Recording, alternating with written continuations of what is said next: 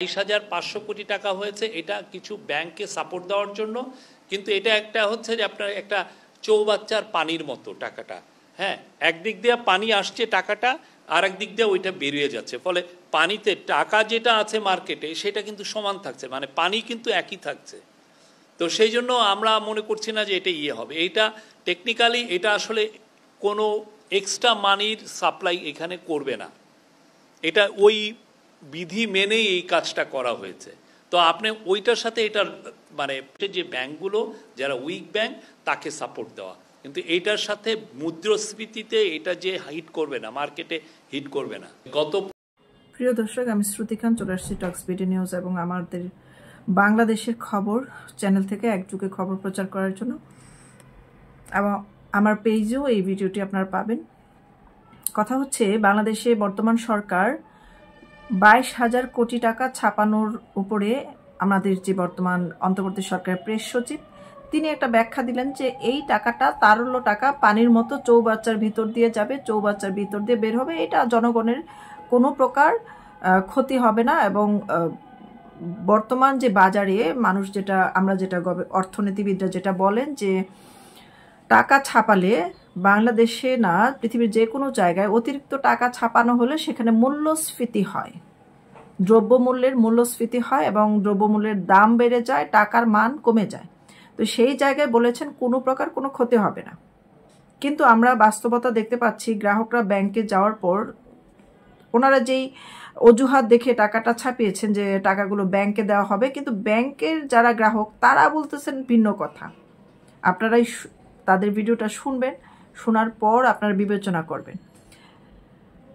Governor পরশুদিন বলো না টাকা যা চান তা পাবেন, এখন কেন 5,000 টাকা বলতেছে? আমি চেক এইখানে ম্যানেজারের কাছে বলছি 5,000 টাকা পাবেন। এখানে অ্যাকাউন্ট করতে আসছে, অ্যাকাউন্ট খুলতে দিবে না, অ্যাকাউন্ট খুলতে দেবে না। আমার ওয়াইফ আসছে, এরও দেবে না। এবং কি আমার মনে করছে আমি চোর, এভাবে আমার সাথে ব্যবহার করছে। এখন আমার মাসে ম্যানেজারদের কারণে টাকাটা নিয়ে গেছে। এখন ম্যানেজারই বলতেছে যে ভাই ধৈর্য ধরেন। আমরা ধৈর্য ধরবো? আমার 1 টাকা 1 টাকা কামাই করে আমি বিদেশ থেকে এনে দিছি, আমি ধৈর্য ধরবো না? ওদেরকে ধরার জন্য দায়ী কে? আপনি চেয়ারে বসছেন, এখন আপনি যদি রং করে টাকা দেন আপনি দায়ী না? ম্যানেজাররা দায়ী, ম্যানেজাররা দায়ী, এই কথাটাই কেউ বলে না। দায়িত্ব একটু বসেন, আমি আসি 2 ঘন্টা, গত বুধবারে আসছি, একটু বসেন আসি, 2 ঘন্টা পরে আসছে, এসে বলে কি জানি বলছিলেন আপনি? আমি 2 ঘন্টা কিন্তু বসে রয়েছি, আমার ফ্যামিলি নিয়ে আসছি, আমার ওয়াইফ, আমার বাচ্চা। এরা যে ব্যবহার করে মনে হয় যে আমি কুকুর, আমি এদের গ্রাহক না। আমার কারণে এরা বেতন পাইতেছে, আমার কারণে। আমার মতন 20,000 লোক জায়গায় বেতন পাইবো না। রাব ব্যবহার করছে আমার সাথে। আমাকে 2 লাখ টাকা চাই, আমাকে 2 লাখ টাকা দেন, আমার বিলিভ করলে না মানুষ আসবে। এখন আমার থেকে 50 জনে আমি নিউজ পেপার, আমি ফেসবুকে দেবো যে আমাকে তো টাকা দেয় না, আরো 10 জন প্যানিক সৃষ্টি হবে না? প্যানিক সৃষ্টি হবে না বলেন? যার টাকা দরকার নাই তেও আসে, আমার দরকার আমি আসি। আমি 20 বছর বিদেশ করে আসছি ব্যবসা করার জন্য, সিঙ্গাপুর, দুবাই, কাতার ছিলাম, এইখানে আমি টাকা ঢালছি, ব্যবসা করার জন্য আসছি। এখন আইসা আমি যে ব্যবসা করতে পারি না, আমার তো। এখন শেখ হাসিনা 15 বছরে যে টাকা ছাপিয়েছিল তা হতে পারে 40 বা 45,000 কোটি টাকা।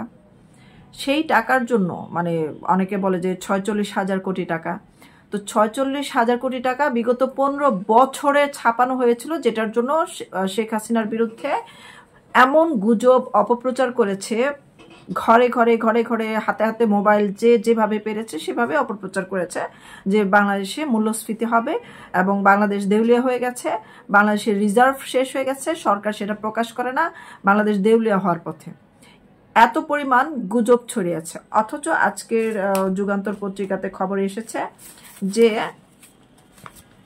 বাংলাদেশের এই আওয়ামী লীগ সরকার পতনের সময় রিজার্ভে টাকা ছিল 48 বিলিয়ন ডলার, আর এখন বর্তমানে 24 মিলিয়ন ডলারে নেমে আসছে। মানে এই জুলাই আন্দোলনের পরে 5ই আগস্টের পরে 24,000 মিলিয়ন ডলার নাই হয়ে গেছে, রিজার্ভ থেকে বের হয়ে গেছে। কেন কিভাবে বের হয়েছে সেটা আমি পরবর্তী ভিডিওতে আপনাদেরকে দিয়ে দেব। এই যে অর্ধেকের সমান টাকাই নাই হয়ে গেল, সেটা তো শেখ হাসিনা তো এখন নাই, তাহলে এখন কেন রিজার্ভের টাকা নাই হয়ে গেল? আর এই যে দপ্তর সম্পাদক যিনি প্রেস ব্রিফিংয়ে বললেন যে এই টাকার ছাপানোর কারণে, এবং গভর্নর বলেছিলেন যে আমরা নতুন করে কোনো টাকা ছাপাবো না, বাংলাদেশে বর্তমানে যে গভর্নর ইউনূস নিয়োগ দিয়েছেন, বলেছেন যে নতুন টাকা আমরা ছাপাবো না, কিন্তু তারপরেও 1 মাস না যেতেই নতুন 7-8টি ব্যাংকে দেউলিয়া দেখায় তারপর তারা টাকা ছাপানোর কাজটি সম্পূর্ণ করেছেন। তো ব্যাংক কর্তৃপক্ষ হঠাৎ করে কেন দেউলিয়া হয়ে গেল? এবং আমরা জানি যে শেখ হাসিনা সরকার থাকার সময়, আওয়ামী লীগ সরকার থাকাকালীন সময় তারা প্রচুর পরিমাণে অপপ্রচার করেছে বাংলাদেশের অমুক ব্যাংক দেউলিয়া, তমুক ব্যাংক দেউলিয়া, তমুক ব্যাংক দেউলিয়া, কিন্তু কোনো ব্যাংকই কিন্তু কোনোদিন সংবাদ মাধ্যমে বা কোথাও প্রকাশ্যে বলেনি যে আমাদের ব্যাংক দেউলিয়া হয়ে গেছে। হঠাৎ করে এই সরকার আসার পরেই হঠাৎ করে দেউলিয়া হয়ে গেল, হঠাৎ করে সবকিছু উলটপালট হয়ে গেল, কিভাবে সম্ভব?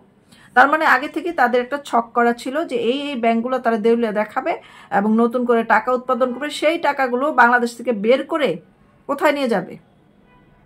এই যে চিনি ডাবল দামে চিনি কেনা হচ্ছে, ডাবল মূল্য দেওয়া হচ্ছে, জাহাজ ভর্তি অস্ত্র নিয়ে আসা হচ্ছে, টাকা কোথায় যাচ্ছে? শেয়ার বাজারের টাকা কোথায় যাচ্ছে? শেয়ার বাজারের থেকে এখন যারা পুঁজি বাজারে পুঁজি ইনভেস্ট করতেন তারা প্রত্যেকে এখন সেখান থেকে বিমুখ হয়ে ফিরে যাচ্ছেন।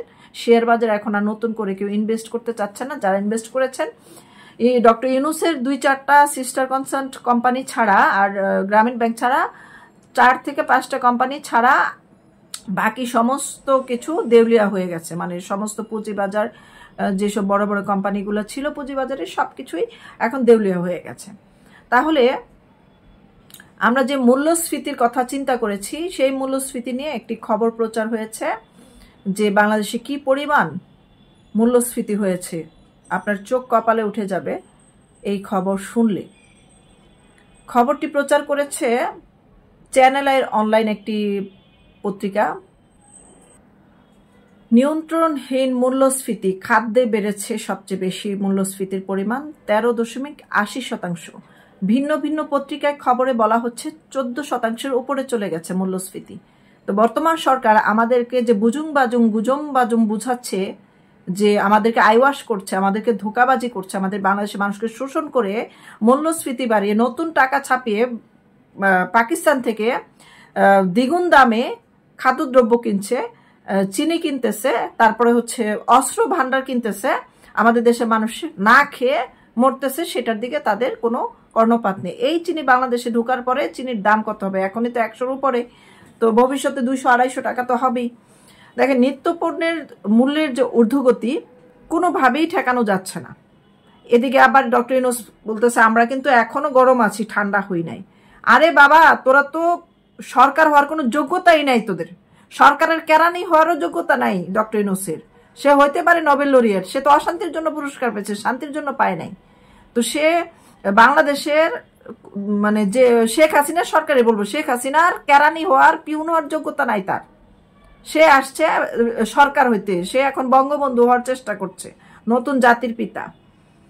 হ্যাঁ, সে বুঝে সুদের ব্যবসা, সে কিভাবে দেশ চালাবে, সে বুঝে সুদের ব্যবসা। সে বৈশা বৈশা খালি ডায়লগ দিলেই হবে যে দ্রব্যমূল্য ঠিক রাখতে হবে, আমরা ঠিক রাখার চেষ্টা করবো। মিথ্যা, যত মিথ্যা আজগুবি ধোকাবাজি ওয়াদা আছে সবগুলো আমাদের সাথে দিচ্ছে, কিন্তু কোনোটাই কাজ হচ্ছে না। আমরা বাংলাদেশে বসে 500 টাকা কেজি 700 টাকা কেজি রিড করছে ইলিশ মাছের দাম দেওয়ার জন্য, 300 টাকা মূল্যে আগরতলা দিয়ে মাছ পাঠায় দেয় ভারত। আবার বলে ভারতের সাথে, ভারতের বিরুদ্ধে কেন আমরা কথা বলি না? তো তারা তলে তলে টেম্পু চালায়, আমাদেরকে বলে ভারত বিরোধী কথা বলি না কেন? বাংলাদেশের মানুষকে ভর্তুকি দিয়ে একদিন মাছ খাওয়াতে পারছে? পারে না। আচ্ছা, সেটা নিয়ে আলাদা ভিডিওতে কথা বলবো। এখানে মূল্যস্ফীতি নিয়ে কথা বলি। অক্টোবরের গড় মূল্যস্ফীতি আবার বেড়ে 11 এটা অক্টোবর মাসের মূল্যস্ফীতির কথা বলা হয়েছে। বর্তমানেরটা বলি, তখন ছিল 11.38%, আর খাদ্য মূল্যস্ফীতি বেড়ে এখন হয়েছে 13.80%। 5ই ডিসেম্বর বাংলাদেশের পরিসংখ্যান ব্যুরো চলতি বছর নভেম্বর মাসের ভোক্তা মূল্য সূচকের সিপিআই হালনাগাদ তথ্য প্রকাশ করছে। বিবিএস এর প্রকাশিত তথ্যে দেখা গেছে যে চাল, ডাল, তেল, লবণ, মাছ, মাংস, সবজি, মশলা, তামাক জাতীয় পণ্যের দাম বাড়ায় খাদ্যের মূল্যস্ফীতি হার বেড়েছে। বিসিএস এর পরিসংখ্যান দেখা গেছে নভেম্বর মাসে দেশের খাদ্য মূল্যস্ফীতি ছিল 13.80%। এছাড়া খাদ্য বহির্ভূত মূল্যস্ফীতি ছিল 9.39%। আগের মাস অক্টোবরে যা ছিল যথাক্রমে 12.66% এবং 9.34%। গত বছরের অর্থাৎ 2023 সালের নভেম্বর মাসে খাদ্য ও খাদ্য বহির্ভূত মূল্যস্ফীতি ছিল যথাক্রমে 10.76%, 8.6%। তো বিবিএস এর তথ্য মতে অনুযায়ী নভেম্বর মাসে বাড়ি ভাড়া, আসবাবপত্র, গৃহস্থলী, চিকিৎসা সেবা, পরিবহন, শিক্ষা, উপকরণের দাম বেড়েছে। অক্টোবর মাসে এই খাতে মূল্যস্ফীতির হার ছিল 9.34%, অথচ নভেম্বর মাসে বেড়ে যা হয়েছে 9.34%। তো সরকারি চাকরিতে কোটা পদ্ধতি বাতিলের দাবিতে জুলাই মাস জুড়ে আন্দোলন করেছেন দেশের বিভিন্ন শিক্ষা বিশ্ববিদ্যালয়ের শিক্ষার্থীরা বা স্কুল কলেজের শিক্ষার্থীরা। এতে করে দেশের এক ধরনের অচল অবস্থা হয়ে গেছে। তো ঢাকা সরকার কার্যত দেশের বিভিন্ন দেশের সঙ্গে কার্যক্রম বিচ্ছিন্ন ছিল, বিভিন্ন বাইরের বিভাগগুলো জেলাগুলোর সাথে বন্ধ ছিল পণ্য সরবরাহ। এর ফলে জুলাই মাসে খাদ্য পণ্যের মূল্যস্ফীতির হার বেড়ে 14.10% হয়েছিল। মূল্যস্ফীতি ধনী গরিব নির্বিশেষে সবার উপরে চাপ বাড়ায়। বাংলাদেশের 2023 সালের মার্চ থেকে সামগ্রিক মূল্যস্ফীতি 9% উপরে আছে। বর্তমানে দেশের নিম্ন ও নির্দিষ্ট আয়ের মানুষের উপর এর প্রভাব পড়ছে। এবং অন্যান্য যারা পত্রিকা আছে, আপনার প্রথম আলো, তারপর কালের কণ্ঠ, তারপর হচ্ছে আরো অসংখ্য অসংখ্য অনলাইন পোর্টাল আছে যারা খবর প্রচার করেছে। কেউ 14%, কেউ সবাই মানে 14%, কেউ 12%, কেউ 13% মূল্যস্ফীতির খবর প্রকাশ করেছে। এবার বাঙালিরা ইলিশ খাওয়ার স্বপ্ন দেখছিল। আমরা শেষরা বাঙালি জাতি, কম মূল্যে দ্রব্যমূল্য পাওয়ার স্বপ্ন দেখছিল আমরা শেষরা জাতি। পাশাপাশি ডক্টর ইউনূস বলতেছে অনেকবার এই দেশে বন্যা হয়েছে, তো বন্যা হলে ফসল কিভাবে ফলবে? আরে বেটা, তুই সরকার হইছস, এদেশে বন্যা হইব, সিডর হইব, ঝড় হইব, তুফান হইব, হওয়ার পরে সরকার সেগুলো সামলে ওঠার চেষ্টা করবে। তুই সামলে ওঠার কি চেষ্টা করছিস রে? তুই বন্যার্থদের কোনো সহযোগিতা দিচ্ছ? ত্রাণ সহযোগিতা যে জনগণ দিল ঢাকা টিএসসিতে, সমস্ত ত্রাণের টাকা আত্মসাৎ করছে সমন্বয়করা, কোনো শব্দ নাই। তারা নাকি ত্রাণ অধিদপ্তরে জমা দিয়েছে বলে সেই টাকা আর কোথাও বিলি করা হয় নাই।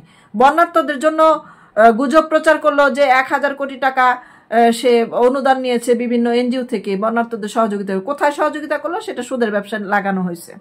এখন দেখেন প্রত্যেকটা এলাকায় যে বন্যা হয়েছে, সেই বন্যা বুক পানির মধ্যে যে যে কিস্তির টাকার জন্য দাঁড়াইছিল এই গ্রামীণ ব্যাংকের লোকজন, ব্র্যাক ব্যাংকের লোকজন, এই ডক্টর ইউনূসের অনেকগুলো এনজিও আছে, এনজিওর লোকজন যে এই বন্যার গলা পানির মধ্যে নেমে কিস্তির টাকার জন্য দাঁড়াইছিল, সেই লোক নাকি বসে বসে দেশ চালায়। একজন সুদ ব্যবসায়ী কি করে রাষ্ট্র পরিচালনা করে, এটা পৃথিবীর কোনো রাষ্ট্রপ্রধানের মাথায় ঢুকবে না আমার বিশ্বাস।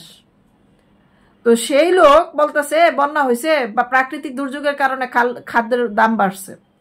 তো খাদ্যের দাম বাড়ার আগে সরকারের কি দায়িত্ব? বন্যার পূর্ববর্তী প্রস্তুতি নিতে হয়, বন্যার পরবর্তী প্রস্তুতি নিতে হয়, খাদ্যশস্য ঘাটতি পূরণ করার জন্য কৃষকদেরকে বীজ দিতে হয়, কৃষকদেরকে সার দিতে হয়, তারপর হচ্ছে বিনা সুদে লোন দিতে হয়। কোন কাজটা করছে এই সরকার যে এই খাদ্যদ্রব্যের দাম কমবে? পাল্টা আরো মানুষের পিঠে চাবুক মারার জন্য এই সুদখোর এই 22,000 কোটি টাকা এই জুলাই আন্দোলনের মধ্যে হাজার হাজার বিলিয়ন বিলিয়ন কোটি টাকার যে বাংলাদেশে অর্থনৈতিক ক্ষতি হয়েছে আন্দোলনের কারণে, দেশের সরকারি সম্পদ ধ্বংস করছে, পোড়ায় জ্বালায় পোড়ায়। সেই সময় এই দুরবস্থায় কি করে আবার তারল্য টাকা ছাপাইলো?